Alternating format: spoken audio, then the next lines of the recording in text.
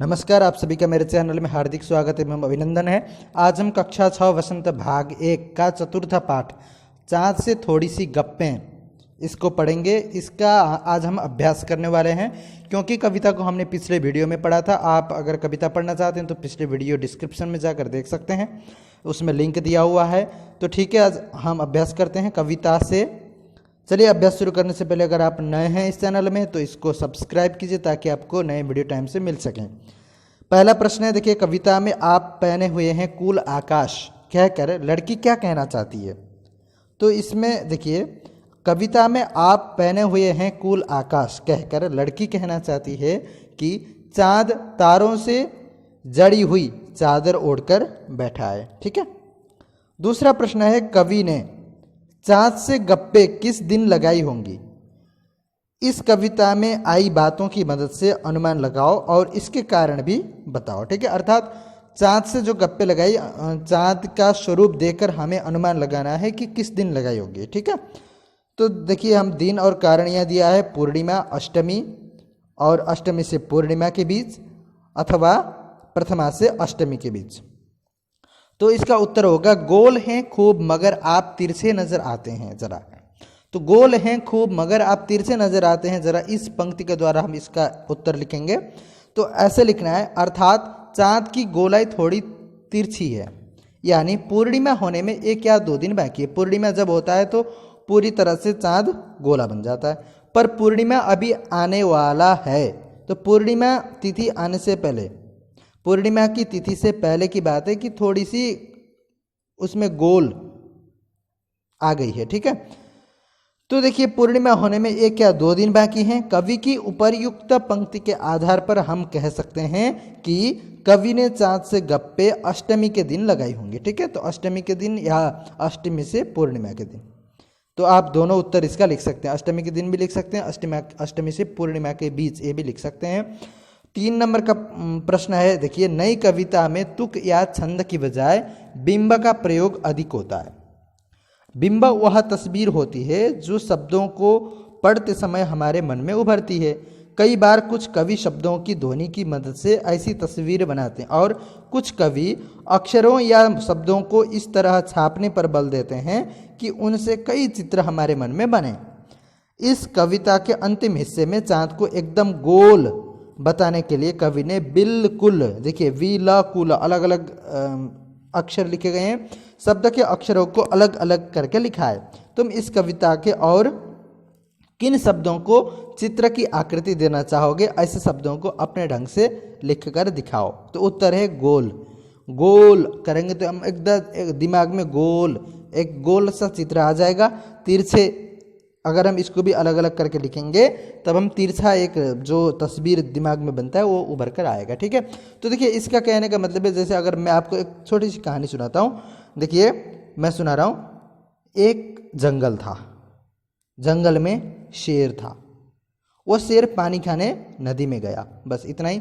तो देखिए, आपको जब मैंने ये सुनाया तो मैंने आपको जंगल में शेर था बोला, तो आपको जंगल की तस्वीर दिमाग में बन गई, आपके दिमाग में, है ना। फिर शेर का भी जो तस्वीर होता है, शेर का इमेज दिमाग में बन गया, और नदी का भी इमेज दिमाग में बन गया।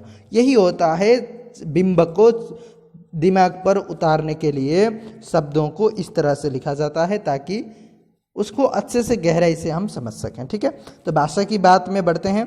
देखिए, भाषा की बात में बढ़ने से पहले हम आपको अनुमान और कल्पना के बारे में थोड़ा दिखाते हैं। अनुमान और कल्पना, 1 नंबर का प्रश्न है, कुछ लोग बड़ी जल्दी चिढ़ जाते हैं। यदि चाँद का स्वभाव भी आसानी से चिढ़ जाने का हो तो वह किन बातों से सबसे ज़्यादा चिढ़ेगा। चिढ़कर वह उन बातों का क्या जवाब देगा। अपनी कल्पना से चाँद की ओर से दिए गए जवाब लिखो। ठीक है, तो इसमें आप लिखिए कि चाँद का स्वभाव अगर चिढ़ जाने का है तो आप अगर चाँद के बारे में कुछ कमेंट करते हो तो उसके उत्तर क्या हो सकते हैं। ठीक है, कल्पना करके लिखिए।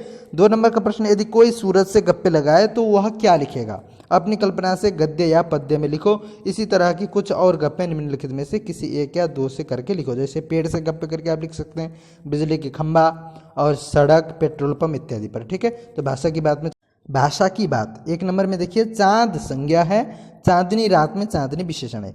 आपको इसमें समझना है कि चाँद एक संज्ञा शब्द है और इसका पूरा वाक्य चांदनी रात। तो चांदनी रात में रात क्या है, संज्ञा है तो रात का विशेषण चांदनी बन गया। ठीक है, तो चांदनी एक विशेषण शब्द बन गया जो चांद से बना हुआ है। तो देखिए चांदनी विशेषण है। नीचे दिए गए विशेषणों को ध्यान से देखो और बताओ कि कौन सा प्रत्यय जुड़ने पर विशेषण बन रहा है। याद रखना कि विशेषण में किस प्रत्यय को जोड़ने पर वह विशेषण बन रहा है अथवा कौन सा प्रत्यय विशेषण में जुड़ा हुआ है। इन विशेषणों के लिए एक एक उपयुक्त संज्ञा भी लिखो। तो देखिए यहाँ पर देखते हैं गुलाबी पगड़ी। तो इसमें गुलाबी पगड़ी में क्या है, गुलाबी यह विशेषण है, पगड़ी संज्ञा है, मखमली घास में मखमली विशेषण है, कीमती गहने, ठंडी रात, जंगली फूल और कश्मीरी भाषा।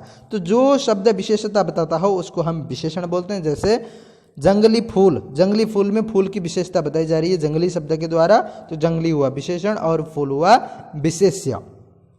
तो उत्तर है नीचे दिए गए विशेषण ई प्रत्यय लगने से विशेषण बन रहे हैं। ठीक है, तो यहाँ पर जितने भी विशेषण है सभी में ई प्रत्यय लगा हुआ है, तो उस ई प्रत्यय से ये शब्द संज्ञा से विशेषण बन जाते हैं। तो देखिए उपयुक्त संज्ञा हमने अलग से जो ऊपर दिया था, जैसे ऊपर देखिए गुलाबी पगड़ी, तो हमने उसकी जगह पर संज्ञा दूसरा संज्ञा लिख दिया। तो गुलाबी साड़ी, मखमली कुर्ता, कीमती सोना, ठंडी हवा, जंगली बिल्ली और कश्मीरी लड़का। तो देखिए आगे वाला प्रश्न है, गोल मटोल गोरा चिट्टा कविता में आए शब्दों के इन जोड़ों में अंतर यह है कि चिट्टा का अर्थ सफ़ेद है और गोरा से मिलता जुलता है, जबकि मटोल अपने आप में कोई शब्द नहीं है, यह शब्द मोटा से बना है। ऐसे 4 शब्द युग्म सोचकर लिखो और उनका वाक्यों में प्रयोग करो। ठीक है, तो 4 शब्द युग्म हमें लिखना है, देखना है और उनको वाक्यों में प्रयोग करना है, और अलग अलग वाक्यों में, और उनका अर्थ भी अलग होगा। तो देखिए बुरा भला, वो अपने जिद पर अड़ा रहा इसलिए मैंने उसे बुरा भला कहा। तो आजकल देखिए इसमें भी संयुक्त शब्द हैं। आजकल अपराध की संख्या अधिक हो गई है। पतला दुबला श्याम पतला दुबला व्यक्ति है ना। दिन रात परीक्षा की तैयारी के लिए मोहित ने दिन रात एक कर दिया, अर्थात दिन रात एक करके उसने परिश्रम किया। तो 3 नंबर का प्रश्न है, बिल्कुल गोल कविता में इसके 2 अर्थ हैं, एक तो गोल आकार का और गायब होना, बिल्कुल गोल होना, बिल्कुल गुल हो जाना, ठीक है ना, गायब हो जाना। ऐसे 3 शब्द सोचकर उनसे ऐसे वाक्य बनाओ कि शब्दों के 2-2 अर्थ निकलते हों। ठीक है, तो ऐसे 3 शब्द आप लिखिए और उनके 2 अलग अलग अर्थ निकलते हों, ऐसे शब्द लिखना है और उनसे अलग अलग वाक्य भी बनाना है। तो आप अलग अलग लिख लीजिएगा, जो मैं दे रहा हूँ उससे भी अलग कोशिश कीजिए। तो देखिए पत्र एक शब्द है, तो पत्र के 2 अर्थ होते हैं, जैसे कि पेड़ से पत्र गिर रहे हैं, तो यहाँ पर पत्र का अर्थ हुआ पत्ते, और डाकिया पत्र लाया है, ठीक है, तो यहाँ पर पत्र हुआ लेटर। तो आम फलों का राजा है ना, और वह आम आदमी है। ठीक है, उत्तर शब्द को लिया है हमने, तो श्याम को इस प्रश्न का उत्तर नहीं पता था, तो यहाँ पर उत्तर का अर्थ हुआ आंसर, और वह उत्तर दिशा की ओर जा रहा है। ठीक है, तो यहाँ पर डायरेक्शन। तो 4 नंबर का प्रश्न है, देखिए ताकि जबकि चूंकि हालांकि कविता की जिन पंक्तियों में ये शब्द आए हैं उन्हें ध्यान से पढ़ो। ये शब्द 2 वाक्यों को जोड़ने का काम करते हैं। इन शब्दों का प्रयोग करते हुए 2-2 वाक्य बनाओ। ठीक है, तो ये जो ताकि जबकि चूंकि और हालांकि जो 4 शब्द हैं, इन शब्दों को योजक शब्द भी बोलते हैं हम। योजक शब्द उन्हें बोला जाता है जो 2 वाक्यों को जोड़कर एक वाक्य बनाता हो। ठीक है, तो यहाँ पर हम इन शब्दों का प्रयोग करके वाक्य बनाएंगे। तो कहीं कहीं इनका प्रयोग इस तरह से होता है, जैसे देखिए ताकि उसने मुझसे किताब लिया ताकि वह भी उस किताब को पढ़ सके।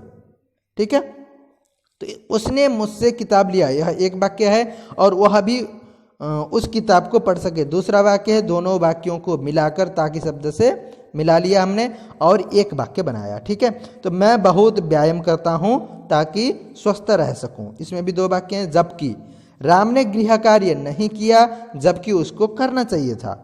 मैं विद्यालय में विलंब से पहुंचा जबकि घर से समय से निकला था। चूंकि मैं भूखा था इसलिए मैंने खाना खा लिया।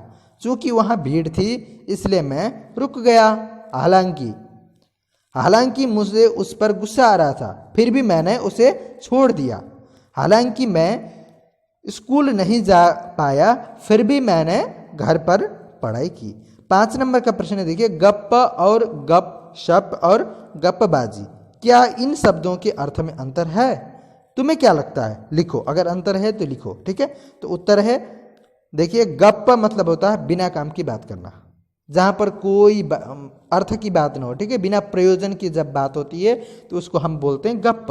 और गप शप मतलब इधर उधर की बातचीत करना, और गप्पबाज मतलब कुछ झूठी और कुछ सच्ची, ठीक है।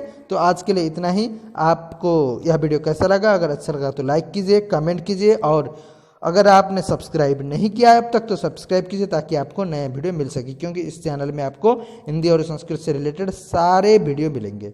धन्यवाद।